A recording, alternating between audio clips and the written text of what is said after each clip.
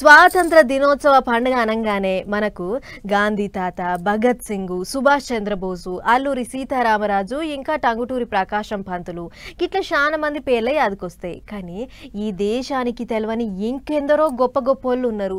మరి ఈ జెండా పండుగ నాడు వాళ్ళెవరు ఏం చేసిర్రో ఒక్కసారి చూసేద్దాం పర్. ఏమో అనుకున్నాం కానీ స్వతంత్ర పోరాటంలో ఆదిలాబాద్ జిల్లాకు మునగాని పేరే ఉందో. ఆదిలాబాద్ కు తొలుత ఎమ్మెల్యేగా చేసిన దాజీ శంకరు అప్పట్లోనే నిజాం సర్కార్కు ఎదురు మళ్ళీ పోరాటం చేసిండట. మా మీద మీ బోడి పెత్తనమేంద్ర, దమ్ముంటే కాల్సు అని గుండెలు చూపించి మరీ మలవడ్డాడట. అట్లా దాజీ శంకర్ అనే పోరాట యోధుడు చిన్నతనంకెంచే బానిసతనం పోవాలని మస్తు ఆరాట పడి కొట్లాడితే జనం ఆయన సేవలు మెచ్చి ఆదిలాబాద్ కు తొలుత ఎమ్మెల్యే చేసిర్రు. ఈ లడాయిలా ఆయనకున్న కొన్ని వందల ఎకరాల భూములను పేదోళ్లకు పంచిన చరిత్ర కూడా ఉంది. ఆ టెంక కస్తాల రామకృష్ణ ఈ పెద్ద మనిషి కూడా ఆదిలాబాద్ కు ఎమ్మెల్యేగా చేసిండు. అప్పట్లో రాజాకార్ల మీదికి మరలబడి పోనీలే అని ఊకుంటుంటే ఏమో రెచ్చిపోతుర్రేందిరా అని మీసం మెలేలి తిరగబడ్డ పులి అసంటోడు. అంతేకాదు ఆనాడే తనకున్న 70 ఎకరాల భూమిని ఉద్యమకారులకు పంచి పోరాటం మరింత ఉర్రటగా నడిచేటట్లు చేసిండట. అందుకే గింతగనం కొట్లాడుతుండని ఎమ్మెల్యేను చేసిర్రు అక్కడి జనాలు. ఇక గిడ వాళ్ళ మనమడు చూపిస్తుండు చూడుర్రి, గివ్వే వాళ్ళ ఫోటోలు.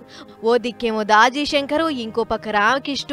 అగ్గో రామకృష్ణ వాళ్ళ మనవడేమో అంటుడు, తన పేరు ఎప్పుడైనా ఎక్కడైనా పేరు చెప్తే ప్రజలు దేవునిలాగా భావించి ఆదిలాబాద్ ప్రజలు మరియు తెలంగాణ ప్రజలు కూడా గుర్తుపడతారు.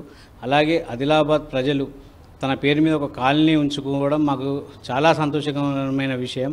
వీళ్ళ కథ ఇట్లుంటే అటు నిర్మల్ జిల్లాకించి ముడుసు ఎల్లయ్య అనే ఇంకో పోరాట యోధుడు క్విట్ ఇండియా పోరాటంలకు దిగి కొట్లాడితే బుల్లెట్లు దించిర్రట బాడవెగాళ్ళు. ఆయన కూడా స్వతంత్రం వచ్చేదాకా తగ్గేదేలే అని కొట్లాడిన చరిత్ర ఉంది పెద్దవాంశికి. కేవీ కేశవుల క్యాంపులో శిక్షణ పొందిన వాళ్ళు అందులో మన ఆయనతో ఉన్న వాళ్ళు వీళ్ళంతా చాలా మంది. ముడిసెల్లయ్య గారు, తర్వాత ఏంటంటే గోపిడి గంగారెడ్డి గారు, ఐశ్వర్రెడ్డి గారు, ఆయనతో ఇక్కడ నాయనుడు ఫస్ట్ మున్సిపాలిటీ ఇక్కడ. గిట్ల ఒక్కలు కాదు, సమాజానికి తెలవని పోరాట యోధులు చాలా మందే ఉన్నారట. అందరినీ యాద్ పెట్టుకునేటట్లు స్తూపాలు గీపాలు బందోబస్తుగా కట్టించి యాద్ చేసుకుంటుర్రు. అసొంటోళ్ళ కోట్లాటలు తెగింపు చేయబట్టే మనం ఇవాళ ఇంత నిమ్మలంగా ఉంటున్నాం.